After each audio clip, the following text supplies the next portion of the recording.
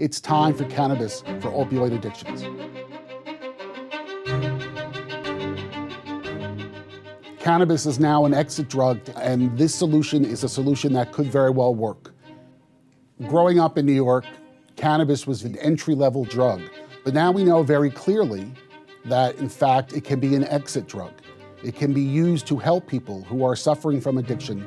I represent the Upper West Side of Manhattan, and I have introduced a bill, 9016, in the New York State Assembly, which would allow for the use of medical marijuana to treat opioid addictions.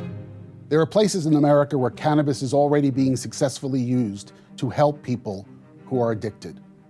For 7 years, I was a public defender in Brooklyn, and I had many clients who were addicted to heroin. And the response then was put them on methadone, which is just replacing one opiate with another one. Those drugs destroyed my clients' bodies. From 2010 to 2016, 120% increase in deaths in the state of New York from opioid addiction.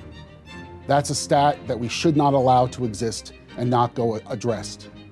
Additionally, in places where medical marijuana is available for people who are opioid addicted, there's a 25% reduction in hospitalizations from the use of opioids.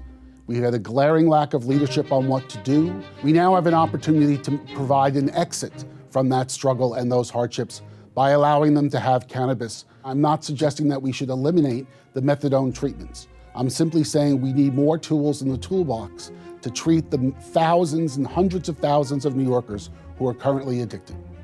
You know, change is hard. My bill was introduced in January and has moved out of the Health Committee. It's now on the floor of the Assembly. I expect our House to take it up this spring and hopefully get it through the Senate and get the governor to sign it. It's time that New York gets on board. If you're out there and you're listening, call your Assembly member, call your state senator, call the governor, and tell them it's time for cannabis for opioid addictions.